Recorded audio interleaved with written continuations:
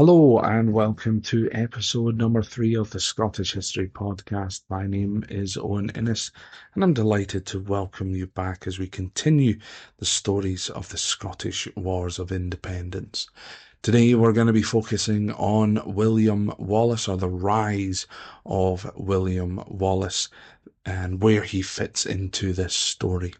So to continue on from where we left off on the last episode, Edward I has invaded Scotland. He's dethroned John Balliol. Balliol's now imprisoned in the Tower of London. Edward has sacked the town of Berwick, and he's also taken the Stone of Destiny from Scone Palace. Now Edward has returned back to Berwick on his way down to London, and on the 28th of August 1296 he has the Scottish nobility, or the majority of the Scottish nobility, sign a document that we now know as the Ragman Roll. Known as such because of its ragged or rugged appearance, the big sheet of paper that every name was signed on, at the bottom of which were these wax seals of every noble that had signed it, attached to a piece of string, so they dangle down from the bottom of the document, therefore making it look rather ragged. This document gave us the term rigmarole as well, which is obviously a term that we use for something that is very convoluted or pointless. This document ended up being very convoluted and almost entirely pointless. But one name that was left off of the Ragman Roll, unlike, say, Robert Bruce, who became Robert the Bruce, his name was on it. But someone's name who wasn't there was William Wallace. So when we talk about William Wallace, it is quite difficult, really, to go into any proper depth in regards to his early life anyway. For example, we don't know even where William Wallace was born. The believed place now is Elderslie. However, there's a nearby village called Ellerslie, which also lays claim to being Wallace's birthplace. These places are very, very nearby each other, though, so geographically they're not that far away from each other. They're in the west of Scotland and they're near Glasgow, so it's most likely William Wallace was from that particular area. We don't know when William Wallace was born either.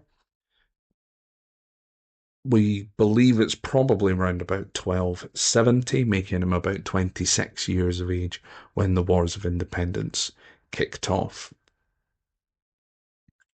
So why did William Wallace get involved? Why do we now know who he is?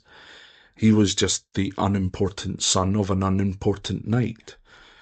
His father was Alan Wallace, and he had an older brother called Malcolm. Now, Alan and Malcolm were both killed in battle, and William Wallace is believed to have joined the Scottish army because he wanted to retaliate. He wanted retribution for the death of his father and brother, so he joined the army then. But there wasn't really a Scottish army because Edward I had broken up Scotland, so Wallace needed to form his own army. That's the first reason. The second believed reason is because William Wallace's wife was murdered. Now, we're not even entirely sure that Wallace was married, or that this woman who he's said to have married, whose name does pop up in the history books, we're not even sure whether or not she existed either. So it's a, there's a lot of stories out there. So I'm just going to tell you the story in which I believe. And I believe that both of these things happened. I think that just the death of his father and brother were probably enough to make him want retribution. But I think in order to do what William Wallace did, there needed to be that thing that pushed him more over the edge than just the death of some family members. I think he lost somebody that he truly loved in another way. So I believe that Marion, who was his believed wife, I believe that she did exist, and they did get married, and the stories are what happened.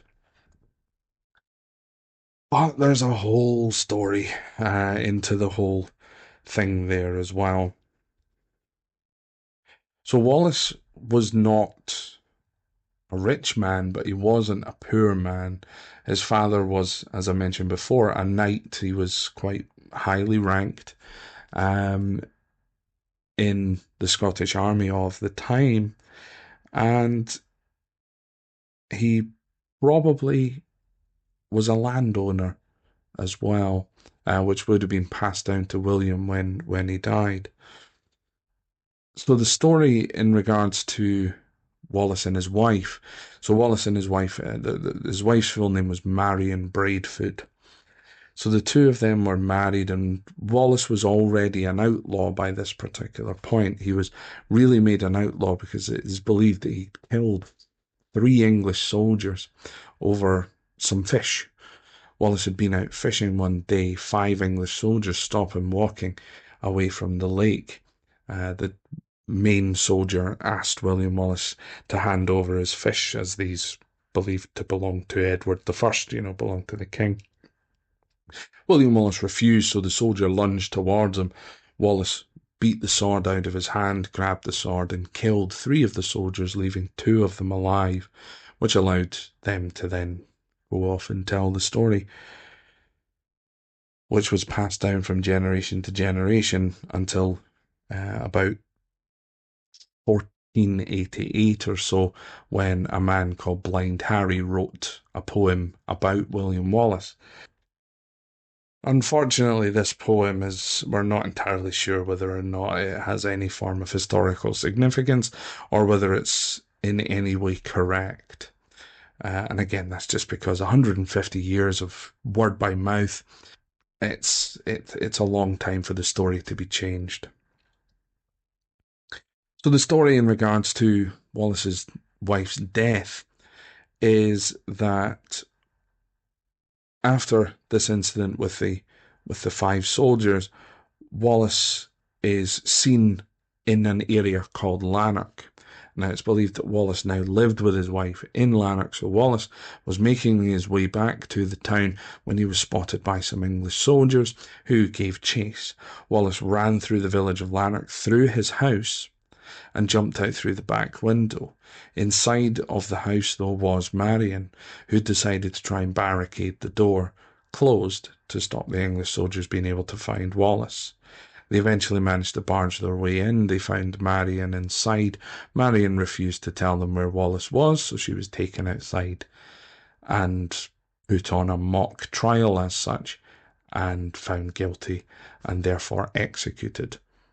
Now, if this did happen, it's believed that Wallace probably didn't find out for a few days that this had even happened, because he would have went into hiding out in the woods, and which was something that he was incredibly good at.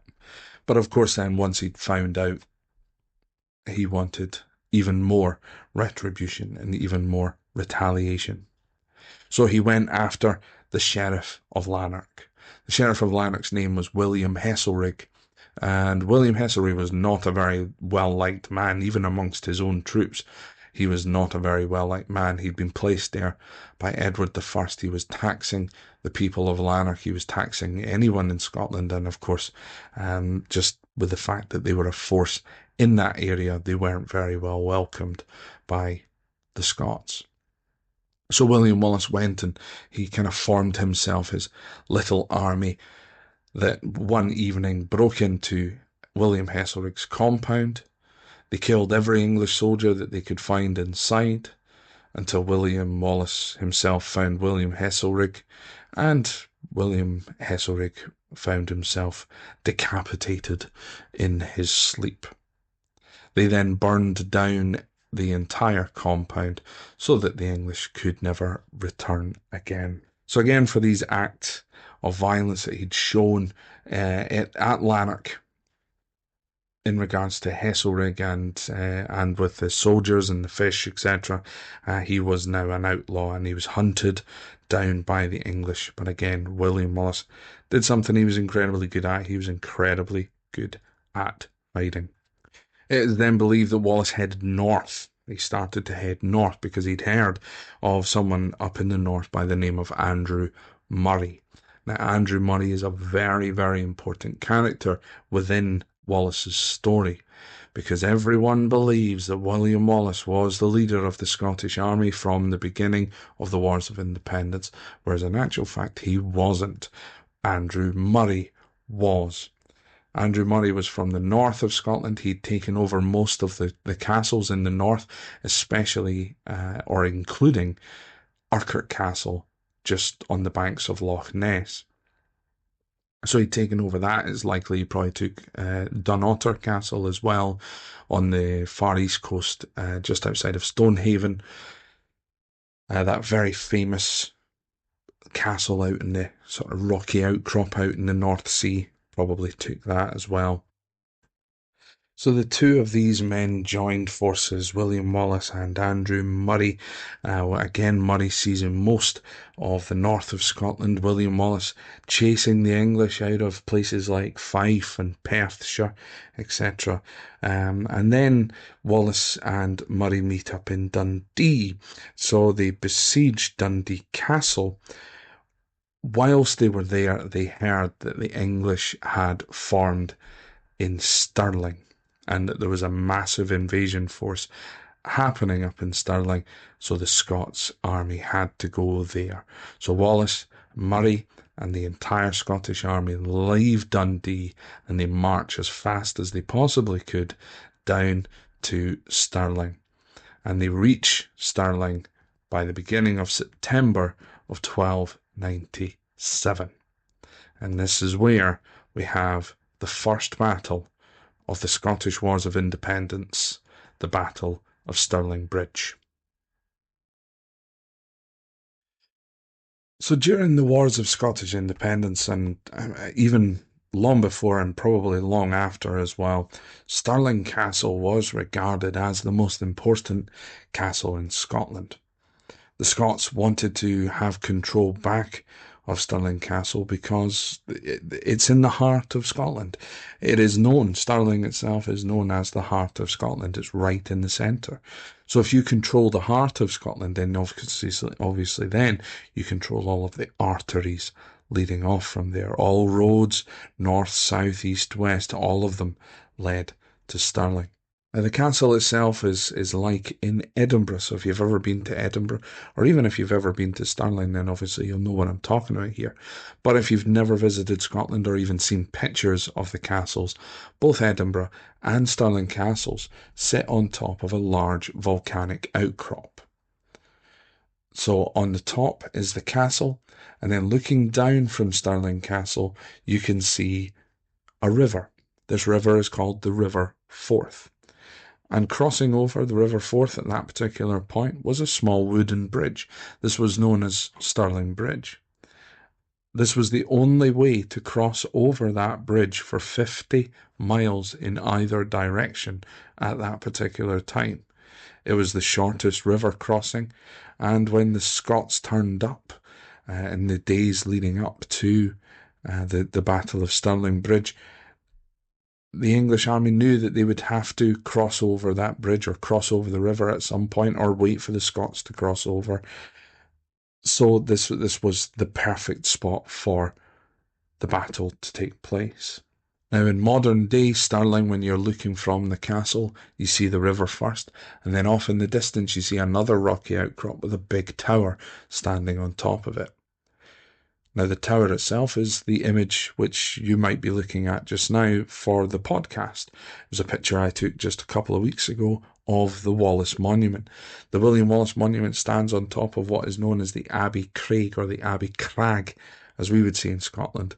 A crag just being volcanic outcrop, basically. So the placement of the Wallace Monument today is where Wallace and Murray and the Scottish Army had based themselves before the Battle of Stirling Bridge. This is where the whole thing was going to be coordinated from. This is where the battle was going to be coordinated from. Now, luckily for the Scots, the way that Stirling, or where the battle took place, is where the bridge crosses over the river. There's a big bottleneck in the river. So the Scots would just need to wait for the English to cross over the river and then pen them in to this bottleneck. They would either have to swim back across the river to the other side with all of their armour, their chainmail, their horses, etc., or they would have to stand up and fight. So this was the perfect place for this battle to take place.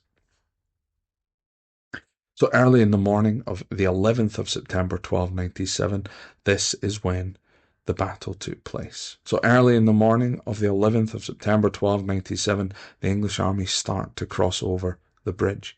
They could only have 2 horses crossing side by side and 3 men crossing side by side because of the width of the bridge. It was very, very narrow. They were then recalled back across the bridge because the commander, the Earl of Surrey, had overslept.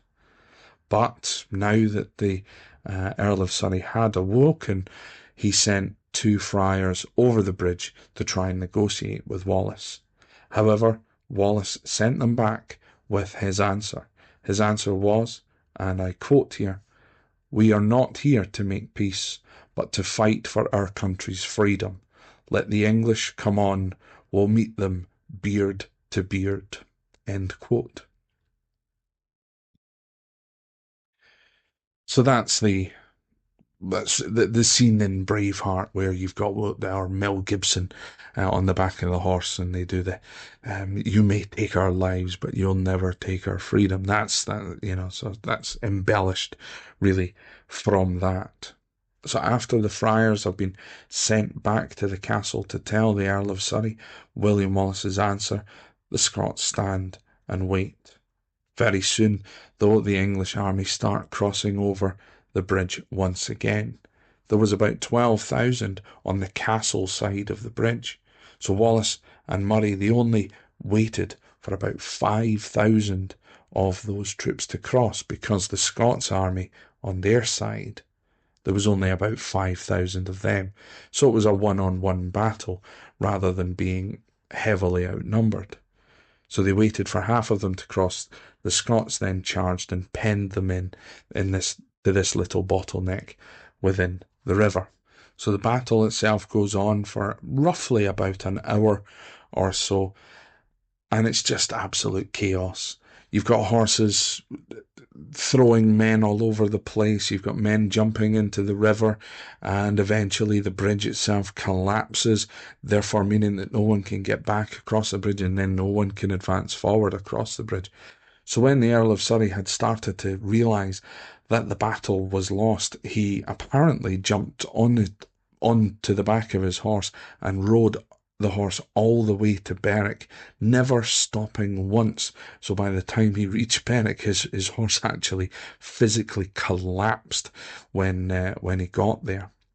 The chief Englishman to die was Hugh Cressingham, who was Edward I's treasurer within Scotland. So he's the man that was the tax collector, essentially. Now, apparently, after the battle, Hugh Cressingham's skin was torn from his body, cut into little pieces, and handed out to the Scottish army as little mementos for the victory of the battle. And apparently there was enough skin for Wallace to even make himself a baldric or a sheath for his own sword. Pretty gruesome, I know, but those were the times. So Wallace and Murray had been victorious at the Battle of Stirling Bridge. This was the first battle of the Wars of Independence, and the Scots, although on paper outnumbered, they weren't really, because they didn't wait for the entire English army to cross over. They only fought the amount that they would actually be able to deal with. Now, unfortunately, during the battle, Andrew Murray was severely injured. He didn't die for a few months later, but Murray was severely injured during the course of the battle, and I think he's very unfairly left out of history, and especially in the telling of the story in the film Braveheart. As I mentioned before, Braveheart, if you don't already know, is one of the most historically inaccurate films of all time. It is a fantastic piece of entertainment, but in terms of a historical document, it's I'll just go as far to say as it's useless as a historic document. So that basically takes us up to the end of the Battle of Stirling Bridge, and that's where I'm going to finish episode number 3. Going to leave you there.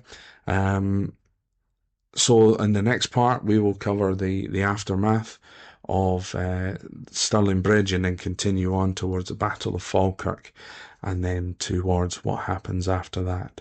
So we'll probably be able to deal with William Wallace over the course of 2 separate podcasts. So I'll just take this moment to once again thank everybody for liking the Facebook page and subscribing on SoundCloud and on Spotify. I'm still working on getting the podcast onto Apple Podcasts, but if you don't mind just for the moment sticking with me on Spotify and SoundCloud, as promised, I am looking into getting this onto YouTube as well. So every time a new episode will be uploaded, it'll be added onto the YouTube playlist. So you can just listen to one episode after another. And then with this particular episode, I'm going to hopefully unite the two of them and have them as one long podcast so that you have the whole of the William Wallace story all in one podcast rather than in 2 separate episodes.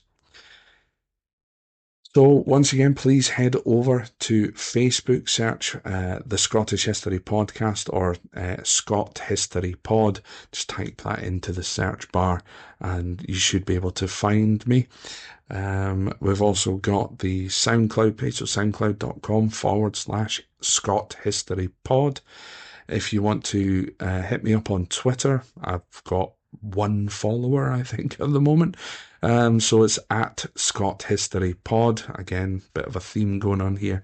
And the email address if you want to send me any feedback, or please, I prefer that to be done on Facebook, but if you prefer to email, then please feel free to email me on scotthistorypod@gmail.com.